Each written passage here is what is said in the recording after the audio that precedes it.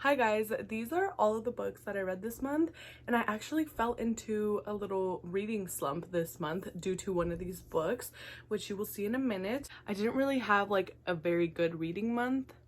One, because the books that I read like weren't that good, mostly just because I got into that reading slump because of that freaking book. So I'm just gonna get started. Okay, this was literally the first book that I read this month, Red, White, and Royal Blue. I have a lot of thoughts and they're not good. I hear a lot of people say like about how books are really hyped up and then when they go to read them, they're not as good, and they think that maybe it's due to like preconceived notions that the book was gonna be like amazing and then it just like wasn't, whereas in if they hadn't have known the hype around it, they would have probably liked the book even better. And that's never happened to me. Like I can hear all the hype that you want about a book and I can read it and like still love it. Like I don't let hype affect my opinions about a book. So I don't think that it's the hype. I just think that this book wasn't good. Let me just tell you what it's about before I go on a rant. So this is about the son of the president who is enemies with the Prince of Wales, and they are forced to befriend each other and spend time with each other, and so then enemies to lovers. First of all, this book was 418 pages, and I swear I tried reading this book for like the first 2 weeks of this month and I couldn't do it. Like I wanted to love this book so bad. A lot of like the synopsis on the back was talking about how are they gonna make it through? There's so much at stake. There was literally nothing at stake. Half of this book is like talking about politics and I literally did not understand any of it. So maybe if you're smart, you would like it. I've never been into politics. Literally, if they would have cut out all of the parts that were just talking about politics and had like nothing to do with the book would have been like half of this size. It would have been 200 pages and it would have been perfect. Like the storyline was like, okay. So I gave this book 3 stars and honestly, I want to give it 2. No offense if you love the book. This is just my opinion. And if you don't agree with my opinion, then I don't know what to tell you. After that, I was like, you know what, I need to go back to what I know, what I love, and of course that's Colleen Hoover. So I was like, I just need to read a book by her. She never disappoints me. This is Reminders of Him by Colleen Hoover, and I don't know how to describe this book really. It's about a young mother who, because of a mistake that she made in the past, has now served time in prison. The book is set place when she is released from prison and now she is trying to reconnect with her daughter, and basically how she is learning to live life outside of prison and moving back to this small town in order to try and reconnect with her daughter and get custody of her back. And then along the way, obviously it's Colleen, there has to be a love story in there. She meets this guy at a local bar and he's kind of helping her with reuniting with his daughter. Okay, so I'm just gonna get right to it. I think this is my favorite Colleen Hoover book, and I don't even know why, because I don't like children. Like I don't like books about children. I don't like books that have children involved. And I would have given this 5 stars, but I didn't. I gave it 4 just based on the fact that the relationship between her and the guy from the bar started to become like the main focus of the book, and then kind of seemed like it was more important than her actually reuniting with her daughter and getting her back. Also, the ending seemed kind of very...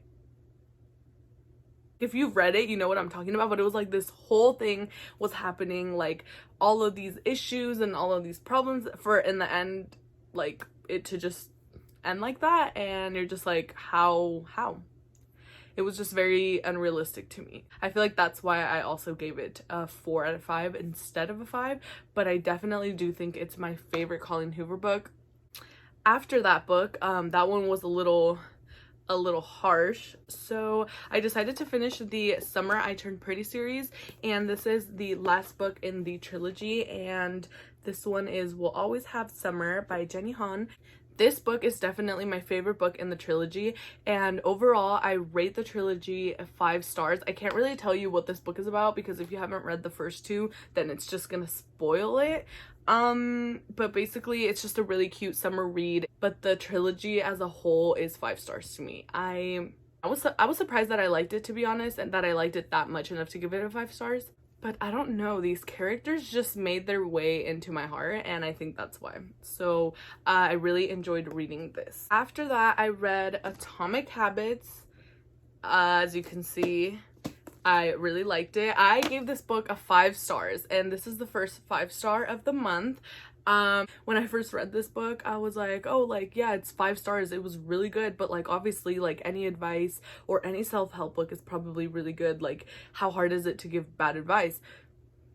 I was wrong. I was wrong because I'll get into that later.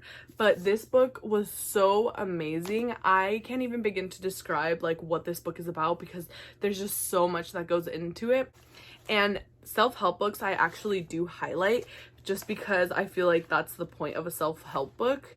Basically, this whole book is just saying how you need to focus more on your routines and your habits and creating those habits and becoming a healthy person rather than creating goals or just saying that you're gonna do something when you don't believe it, and so your brain is like it's not gonna do it. I just think you should go out and buy it. I literally think everyone should read this book. Like, it's such an amazing book. 5 stars. This book is like embedded in my brain cells. I don't think I'll ever forget anything that this book says, even though it's hard for me to articulate what it's about to you. It makes sense in my brain. So even though I have a huge physical TBR, I ordered Love in Other Words because I was like, you know what, I've had enough. I've had enough of everyone talking about this book and I have no idea what they're talking about. Now I know what they're talking about and they are absolutely correct. This book is amazing. Also, I just want to state that Christina Lauren, I thought that was one person. It turns out that it's 2 people. So it's Christina and Lauren. And I just kept thinking her name was Christina Lauren. Also, why did nobody freaking tell me that this was based in like my hometown? Like, this is literally a Bay Area like romance. This takes place in Hillsburg, which is so close to me. It's literally like 30 minutes for me. And they like drive up to Santa Rosa, and Elliot literally went to the same college as me. Like, are you kidding me? Let me tell you what it's about. Basically, Macy and her dad buy a summer like vacation home in Hillsburg, and they live in San Francisco, and they sort of drive up like every now and then. And at that house there's a neighbor named Elliot, and so she meets the neighbor. And also this book is like about people who love to read books, which just made it even more amazing. And so she like connects with the neighbor. They become really close friends because of the fact that they are both into reading books and they both love literature. Just thinking about it, like, their friendship is so pure, like before they even got into like the relationship aspect of it, which isn't a spoiler, obviously. It's friends to lovers, or childhood friends to lovers.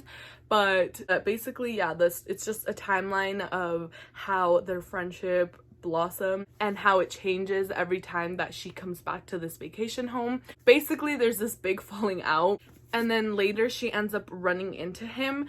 And I don't want to give too much away, but obviously then you find out like why the big falling out happened, and then you get to see their relationship 12 years into the future. This was 5 stars, and it's just amazing. Nothing that I could ever say could actually do this book justice. Like, you just need to read it. There's no other way of putting it. It's just amazing. Elliot is like my favorite book boyfriend, honestly. He's my man. He's my man. After that, I read The Couple Next Door, and I was reading this for a book club. I rate this book 3 out of 5 stars. It was really predictable.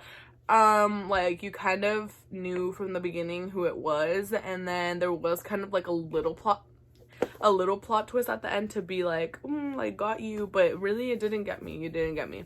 Also, it's told in 3rd person point of view, and I hate that. Like, I hate when books are told in 3rd person, which I mean makes sense because we can't really be like in the person who did its head, because then we would know that they did it. So I mean, I get why it has to be in third person, but I just don't like that. It's basically about this couple who goes next door to a dinner party, and they're like, oh, like their babysitter canceled on them, so they were like, oh, let's just like leave the baby at home, like it's literally right next door.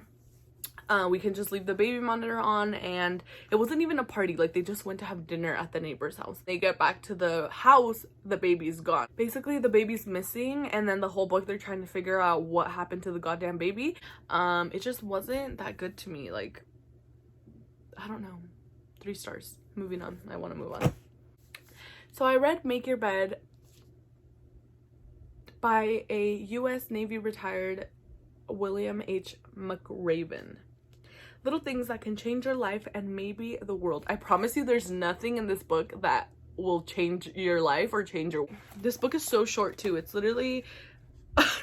I'm laughing because like, how can you fuck that up? It's 125 pages.